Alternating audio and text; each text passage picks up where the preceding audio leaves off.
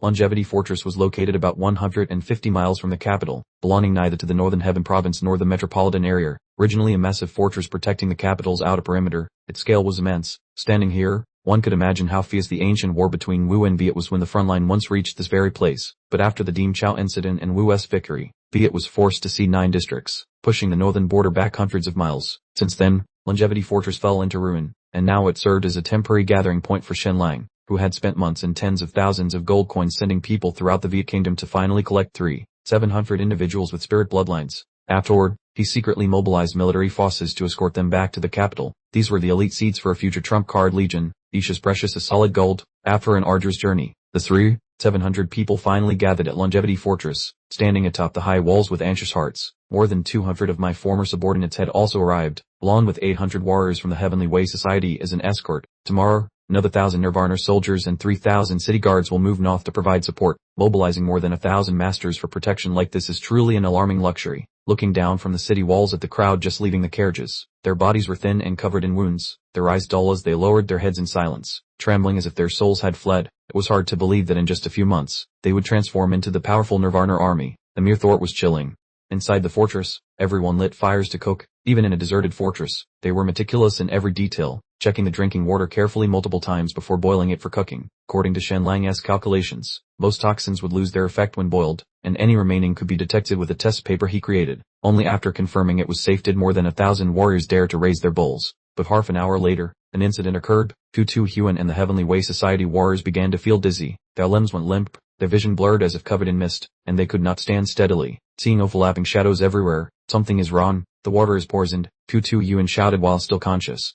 He quickly calculated that out of more than 1,000 people, only about 200 had not eaten because they were on guard duty. Thinking this, he shouted loudly, "Brandmaster, lead those 200 to the city gate to hold their position and prepare to face the approaching enemy." At that same moment, not far from Shen Lang's fortress, Zhuo Jian and Zuzu stood on high ground observing.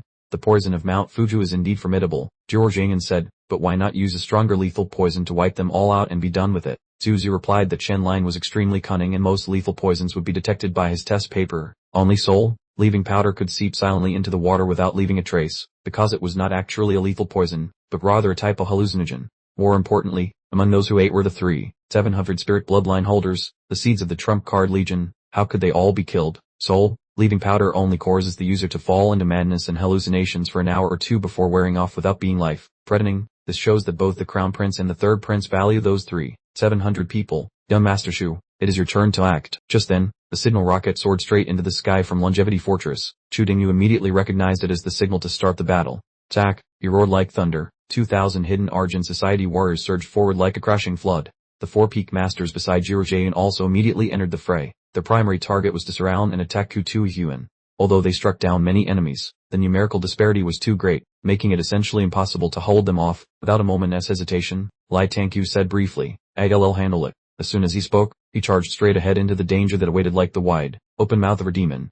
Wherever Lai Tangqiu's sword swept, people collapsed. The scene was truly majestic and awe-inspiring, enough to give one goosebumps. Suddenly, he felt a surge of danger and immediately scanned behind him. All of a sudden, the figure rushed forward, closing in for an attack before he could react. Before he could catch his breath, another opponent appeared from the other side and charged. Both closed in simultaneously, their fierce momentum making it seem as if they wanted to devour him too. Thumped. 1. Lai Tangqiu struggled somewhat to defend, but quickly regained the initiative, facing both alone. He did not flinch, fighting with increasing vigor as if he had consumed a divine elixir. After a few probing exchanges, Lai Tangqiu quickly recognized the true identities of those two. Who spoke up? 2 grandmasters, Liling Yang the Wu Kingdom and Yang Pyroling the Chu Kingdom. "You're distinguished grandmasters, yet you stoop to being lackeys. How humiliating." The opponent replied coldly, "And how are you any better?" The 2 bumped. One assault immediately put the Sword King at disadvantage. At the same time, the situation on Tu Huan's side was no better. 4 men dressed in black surrounded him from all sides. He fought 1 against 4 and soon fell into a vulnerable position. Fortunately, just at that moment, the warrior Tang Yan rushed in to join the fight, barely managing to withstand their relentless assault. When the dust and smoke gradually cleared, the identities of both sides were revealed with absolute clarity. Yet this fierce battle showed no signs of ending. In Wali, though Dao Hon's side, these 4 were truly living demons, and it was fortunate that Duang Bean was here to share the burden, otherwise the consequences would be unimaginable. At that moment, several enemies had already scaled the city walls. One look told him things were dire. The numerical disparity was too great, and the warriors of the Hidden Essence Society had already swarmed the battlements. Facing a critical situation, Ko Dao Hon was forced to be decisive. "Dear Art, Retreat immediately. He led his people in a fighting retreat through each defensive line, eventually regrouping for a last stand at the inner fortress. At this time, 800 poison warriors were raving like madmen possessed, while 3,700 bloodline users lay convulsing on the ground, a hair-raising sight. The situation was reversible. Attempting to evacuate over 3,000 people with just over 100 silver soldiers was, quite frankly, impossible. Ko Dao Hon roared, "Track Chi Wen-han, come out." The enemy forces immediately faltered. "I will hold this gate for at least 15 minutes, he said in a low voice. At that exact moment, Third Dinengak's voice rang out cold as ice. "And just how do you plan to hold it?" Ko Dao Hon curled his lip and replied, "I know I cannot hold it for long, but between myself, the senior Sword King, and my senior brother Beam, the three of us have more than enough strength to stall them for a while. In those 15 minutes, I will slaughter all 3,700 of these people, guaranteed exactly what you've been craving. Go ahead and kill them." Third Dinengak replied nonchalantly, as if discussing an everyday meal. Ko Dao Hon immediately seized one of them as a hostage, his cold blade pressed against the man's throat, ready to strike. Suddenly, the voice rang out, "Stop."